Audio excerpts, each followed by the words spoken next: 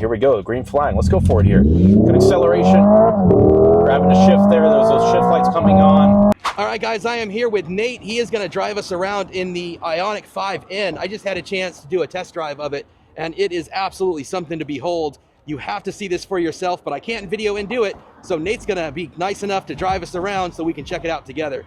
Nate, you ready for this? Let's have some fun. Let's get it done, guys.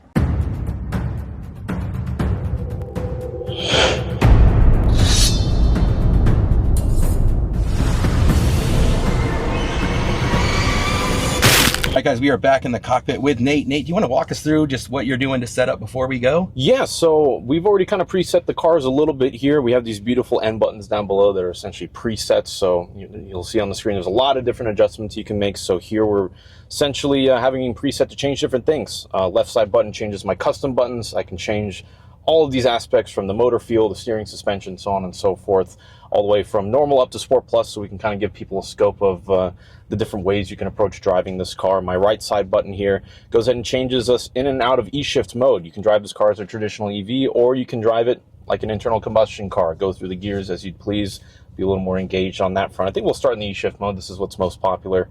But I think we're all ready to go. So we'll pop it into drive. You ready to go, Chris? Yeah, and I think just real quick for those that don't know, what makes the N so unique is that it's not just giving you a fake motor sound. The entire driving dynamic, it's giving you shifting. Kind of explain to them real quick the two different modes. Yeah, so here, as we drive here, we'll kind of go through a couple of them. Let's see, it looks like we're clear to make our way out. Maybe we'll wait for this Rivian to come by. These things are big, lumbering to come through kind of quick. There we go. So yeah, right now we're in the E-shift mode. It simulates not only the engine sound, as you said, but it simulates the dual clutch transmission out of the Elantra N. So it shifts on its own. Right now I'm in drive. If I grab one of these paddles, I can now do all the manual shifting on my own. I'm in first gear. Even those lower gears, it's going to simulate the extra engine braking you have from that. You can feel the car kind of lurching back and forth. Throttle's a little more sensitive like you'd have in those lower gears in most ICE cars. But as I go through, I can upshift to second. And I have pretty much direct control as to, what gear I want to be in. It'll let me redline the car, let me get to the top of first. If I forget to shift, it'll literally hold me there. It's pretty much does a very good job at just simulating every aspect of a dual clutch. If I'm driving with light throttle use and I go for a shift, it's relatively soft. You don't feel any jolts or anything like that, but later when we get out to the course, we'll do a couple of faster runs, and under heavy load, just like you would experience in most dual clutches, you're going to feel those aggressive torque cuts, and that's all simulated through the electric motors. There's no transmission or anything like that. It is entirely simulated, and they've done a very good job software-wise to make all of this happen. I'll go ahead and press this preset here. I'm now in EV mode. I have level 3. Basically, these paddles are going to adjust the level of regen you'd like. Level 3 is somewhere in the middle. You have 5 levels in total. If you choose to want to do one pedal driving, you can still do that. I'll bring myself over to I pedal here. I come off the throttle here. Car's going to slow me down. There's no sort of shifting. Anything that happens, this car is essentially a lot more like a traditional Ioniq 5 now, apart from some extra horsepower, some stiffer suspension. This is a car that is built for enthusiasts, so if you're someone who likes to drive through a mountain, take it out to the track, they've really optimized everything in this car for that purpose. So back in iPedal, things are nice and quiet. If you have a headache after work, this is a nice way to drive it. Keep things nice and relaxed.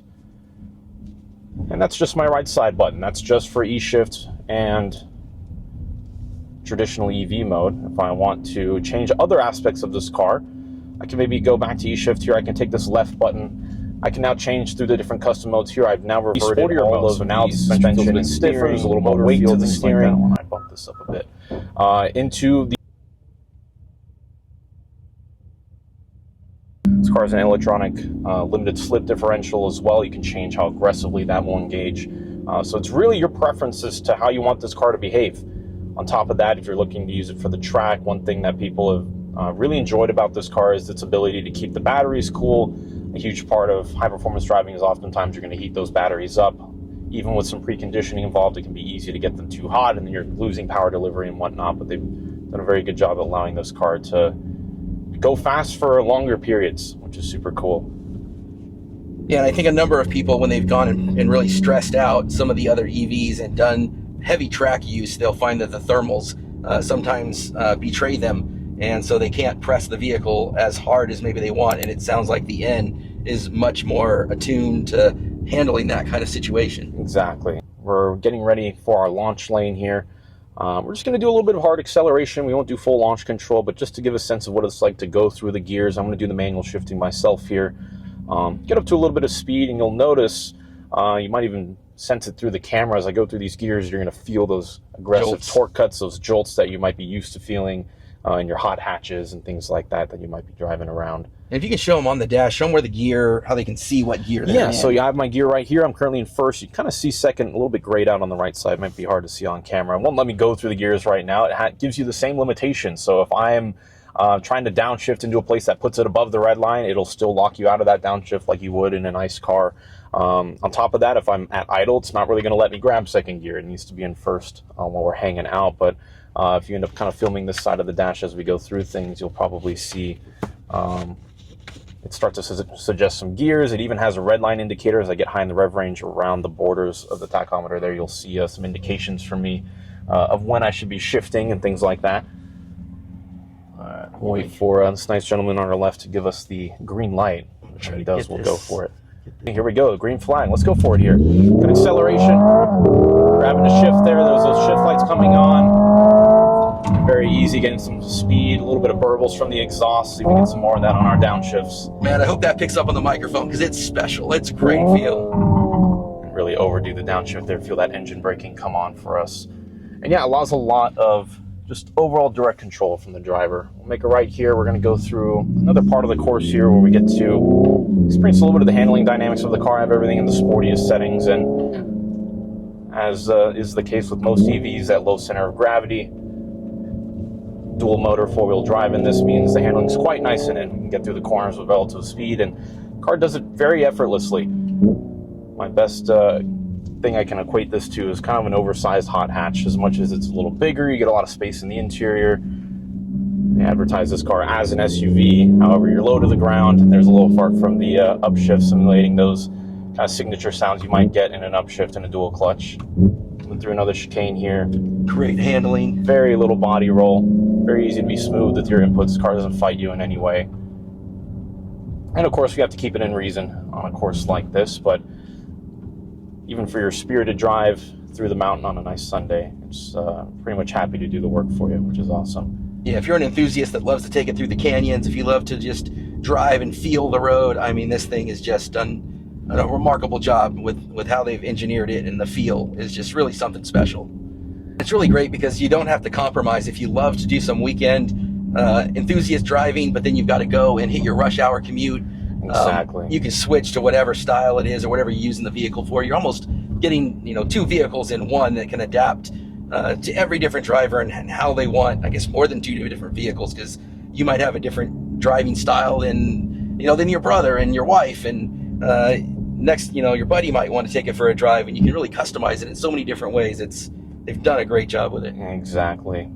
And yeah, let's say I'm kind of done with the spirited drive. I'm just going to go ahead and put the suspension back to normal, then back to quiet. What is the graph that we're seeing here on this side? So yeah, this car has a lot of forms of live telemetry to show to the driver. What we're looking at there is G-forces. So under accelerating, braking, turning, so on and so forth, it will show, I need to get this guy back up. Put that there for now. It will show a lot of different things. You have G-forces here. If I bring the screen over, it even tracks my pedal inputs, down to the percentage, how hard am I accelerating, how hard I'm braking. If you're driving on track, maybe you have an instructor with you. They can reference a lot of these things to maybe help improve you, and you can go look at these things as you drive to maybe give yourself a scope of, am I using all the brake pedal? Am I braking as hard as what this car can do? Or maybe I'm leaving something on the table, so on and so forth. A lot of more adjustment here. You have adjustable torque distribution. If you want this to be a rear-wheel drive car, front-wheel drive car, it's kind of up to your preference on that front of things. So if you're an enthusiast, you're trying to pack as many things into this to allow people to have their fun. Nate, I can't thank you enough for this drive. It's an absolute blast. Any last words? What's your favorite part of the car yourself? For me, and we've already talked about it in the video, it's the engagement. I work as a high-performance driver. I've driven plenty of EVs, driven them fast, and as much as they're capable, I want to be able to go through gears. I want to be able to just be a little bit more connected to things, and this car very much gives me that. I'm not an EV owner myself, but if I were to consider anything at the moment, this is definitely the one right now. It's quite a blast to drive around. That's awesome. Nate approved. Chris Bo approved. You have to check it out, guys. Thanks for watching.